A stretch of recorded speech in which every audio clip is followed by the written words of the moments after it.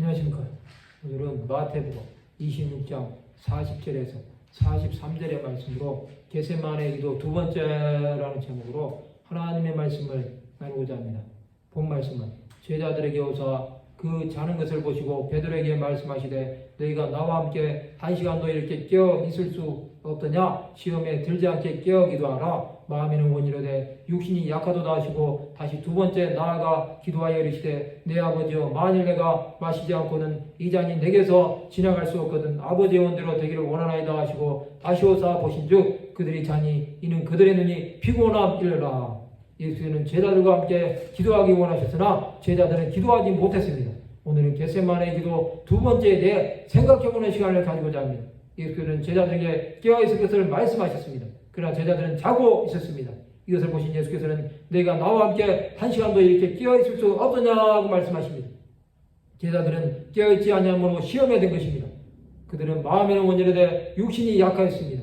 누가복음 22장 43절에서 44절에 보면 천사가 하늘로부터 예수께 나타나 힘을 더하더라. 예수께서 힘쓰고 해서 더욱 간절히 기도하시니 땀이 땅에 떨어지는 핏방울 같이 되더라. 하나님께서는 예수께서 기도하신 것을 받아주신 것입니다.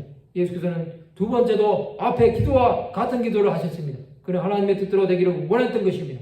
예수 그리스도의 십자가를 지심은 하나님의 뜻이었습니다.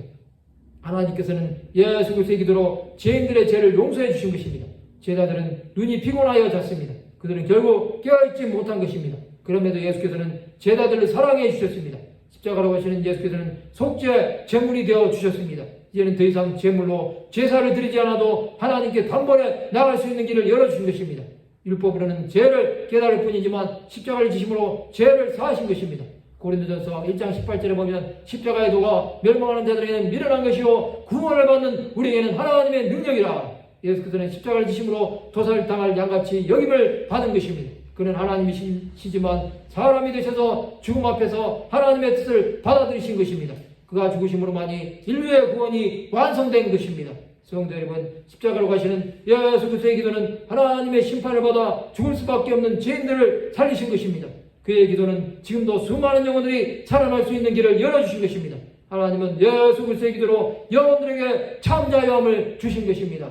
말씀을 마치고자 합니다. 하나님의 뜻을 받아들이심으로 영혼들을 살리신 예수 그리스도를 믿음으로 구원의 기쁨을 경험하는 하나님의 백성들이 되시기를 주님의 이름으로 축원합니다.